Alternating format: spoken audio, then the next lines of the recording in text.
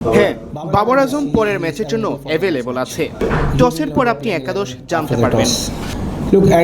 এই মুহূর্তে দলের পরিবেশ ভালো। প্রথম টেস্টের পর অবশ্যই দল হতাশ ছিল, তবে অতীত তো অতীতই। আমরা পরের ম্যাচ নিয়ে আশাবাদী, ইনশাল্লাহ বাউন্স ব্যাক করব। ওয়েদার আমাদের হাতে নেই, খেলার সুযোগ পেলে তো খেলবো।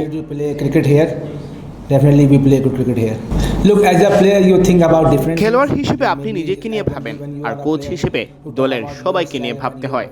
দলের সব ঠিক আছে, পরের ম্যাচে ঘুরে দাঁড়াবো ইনশাআল্লাহ। You think about all the players and the team, so things are fine.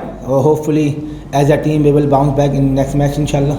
Look, it's very positive for us. If you talk about Babur খুবই পজিটিভ। সে যেভাবে পিএসএল এ খেলেছে দারুণ, টেকনিক্যালি ও মেন্টালি স্ট্রং আছে। strong and mentally fresh as well. So we are happy to have him.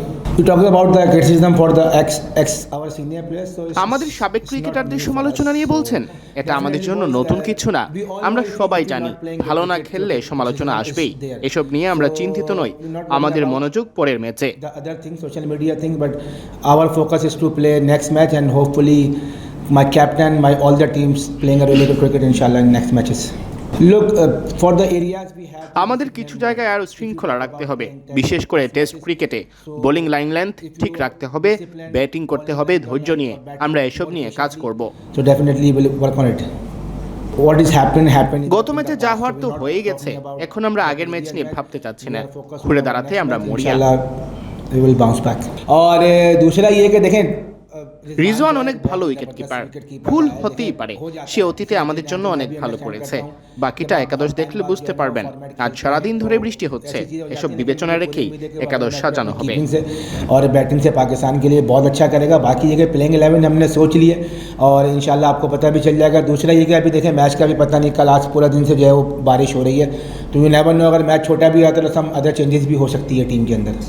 देखें बिल्कुल हमने ये बैठ के बात আমরা শানের কাপ্তানি নিয়ে কথা বলেছি, ভুল ত্রুটি নিয়ে আলোচনা করেছি। অবশ্যই সিনিয়রদের দায়িত্ব নিয়ে পারফর্ম করতে হবে। एज अ टीम डिस्कस किया है और मुझे उम्मीद है कि सीनियर प्लेयर जो है वो अपनी रिस्पॉन्सिबिलिटी लेंगे और इंशाल्लाह जब दोबारा ऐसी पोजीशन आएगी तो वो टीम को इस पोजीशन से निकालेंगे। देखें बिल्कुल बहुत ही দুই অভিষিক্ত ক্রিকেটারই দারুণ খেলেছে, তাদের আত্মবিশ্বাস আছে। আমরা তাদের আরও আত্মবিশ্বাস দিব। आगे भी उनको कॉन्फिडेंस देंगे।